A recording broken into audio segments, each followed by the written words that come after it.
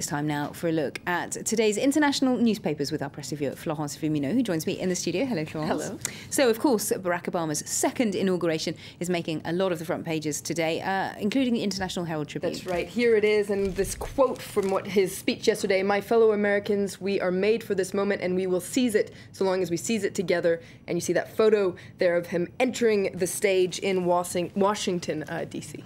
Okay, and a lot focusing on what the tone of that address, a very liberal tone. That's right. According to The Guardian, on their front page, it was a very progressive speech. Obama unashamedly embraced a liberal agenda, and you see there he put the gay equality on center stage, as well as immigration rights and climate change. Now, inside, the Guardian points out that his speech was even better than the first time. According to this article, usually a president's second inauguration address is less utopian and more businesslike than the first one.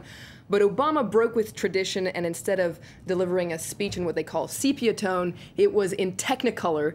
His speech was much more idealistic, strident, combatant, and determined than his first one, according to The Guardian. Very much in tune with The Guardian's own views, I think, that speech. But all eyes on Obama, but also on the first family, Michelle, and of course his daughters, Malia and Sasha. Absolutely. This is a really sweet article in the New York Times today that says that on a day that was anything but normal, Obama's girls appeared just that. And you see a photo of them there with their cell phones during the whole inauguration there. Now, Michelle Obama has often said that she wants her daughters to have a normal childhood. She says she's winning in this battle. Now, yesterday, there were all sorts of photos of them appearing on Twitter. It seems like Twitter lit up with excitement every time they did anything. Look at that pose there. For instance, when at one point Sasha Obama yawned during the ceremony, and one Twitter user said, "Every time Sasha Obama is on screen, she isn't paying attention to anything. I really love that about her." So it seems like people were thrilled with the fact that they're just normal teenagers. Oh, she's definitely winning some fans there.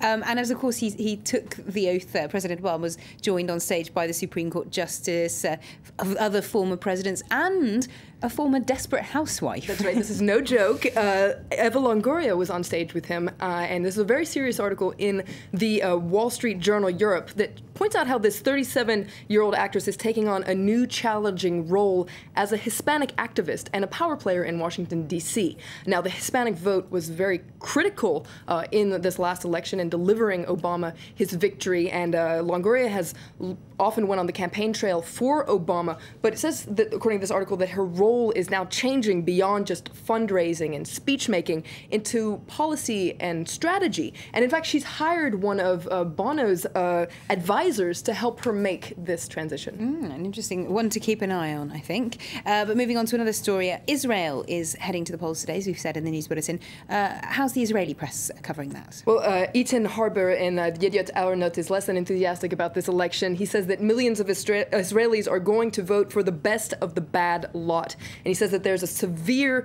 leadership crisis in Israel. There doesn't appear to him to be any first-rate leaders. And he says that the problem is that this crisis comes at a crucial time.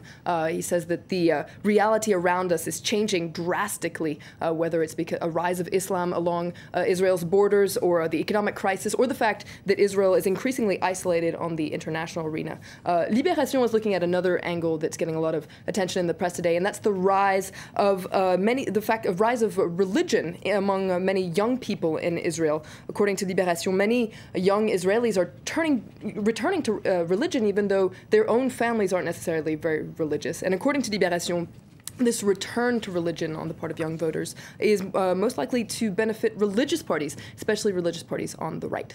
Okay, and just finally to wrap up, we mentioned it briefly, Prince Harry is getting a lot of attention in the British press. He gave his first interview after a tour of duty in Afghanistan. That's right. The Independent says that Harry finally opens fire on the press.